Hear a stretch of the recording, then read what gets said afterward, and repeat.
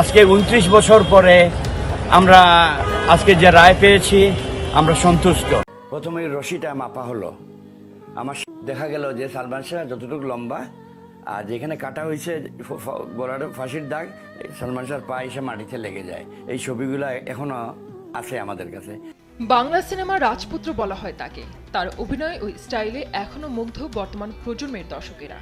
ক্যারিয়ারের সময়সীমা মাত্র ৪ বছর, আর তাতেই হয়েছিলেন খ্যাতিমান।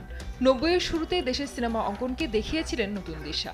সময়ের সঙ্গে সঙ্গে তিনি হয়ে উঠেছিলেন সবচেয়ে ব্যস্ত ও সর্বোচ্চ পারিশ্রমিক নেওয়া। ঠিকই ধরেছেন, বলছিলাম স্বপ্নের নায়ক সালমান শাহর কথা। মাত্র ২৫ বছর বয়সে অসংখ্য ভক্তকে কাঁদিয়ে না ফেরার দেশে পাড়ি জমান তিনি।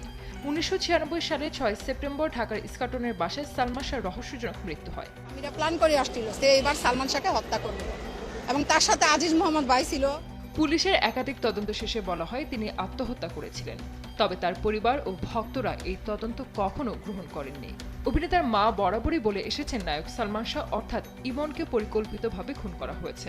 তার মরদেহ ফ্যানের সঙ্গে ঝুলন্ত অবস্থায় পাওয়া গিয়েছিল।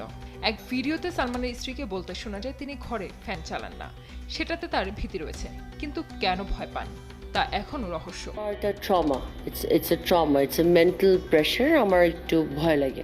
ঘটনায় তার স্ত্রী সামিরা হক, আজিজ মোহাম্মদ ভাই, সোহেল চৌধুরী ও খলনায়ক ডনের বিরুদ্ধে রমনা থানায় অপমৃত্যুর মামলা দায়ের হয়। এর আগে সামিরা জানান সালমানের সঙ্গে চিত্রনায়িকা শাবনূরের প্রেমের সম্পর্ক ছিল, যা নিয়ে তাদের সংসারে বিবাদের সূত্রপাত।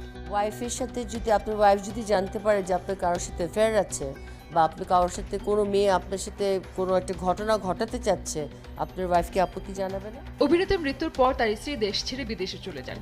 আজিজ মোহাম্মদের সঙ্গে তার অবৈধ সম্পর্ক ছিল বলেও খবর রয়েছে। এক ভিডিওতে তিনি সেই সম্পর্কের কথা মিথ্যা বলে দাবি করেছেন। সঙ্গে এও বলেছেন যে আজিজের সঙ্গে নীলা চৌধুরীর সম্পর্ক রয়েছে। আজিজ মোহাম্মদের সাথে যদি আমার কোনো ছবি বা আমার কোনো কিছু যদি কেউ দিতে পারে কোনোদিনও, তাহলে আমাকে যেন প্লিজ দেখানো হয়।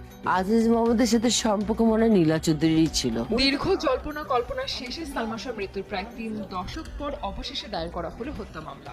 সোমবার ২০ অক্টোবর মধ্যরাতে রাজধানীর রমনা থানায় এই মামলা করেন সালমান শাহর মামা আলমগীর হুকুম, যেখানে অভিযুক্ত করা হয়েছে নায়ক সালমান শাহর স্ত্রী সামিরা হক সহ মোট ১১ জন। আজকে ২৯ বছর পরে আমরা আজকে যে রায় পেয়েছি আমরা সন্তুষ্ট। এর আগে সালমান শাহর মৃত্যুর ঘটনায় হত্যা মামলা গ্রহণের পর রমনা থানার ভারপ্রাপ্ত কর্মকর্তাকে পুনরায় তদন্ত করে প্রতিবেদন দাখিলের নির্দেশ দিয়েছেন আদালত। সোমবার ২০ অক্টোবর অভিনেতার মা নীলা চৌধুরী রিভিশন আবেদন মঞ্জুর করে ঢাকার ষষ্ঠ অতিরিক্ত মহানগর দায়রা জজ মোহাম্মদ জান্নাতুল ফেরদৌস ইবনে হক এ রায় দেন। আলহামদুলিল্লাহ, ন্যায় বিচার তো আমি পাবোই, কারণ সত্য সেটা সত্য।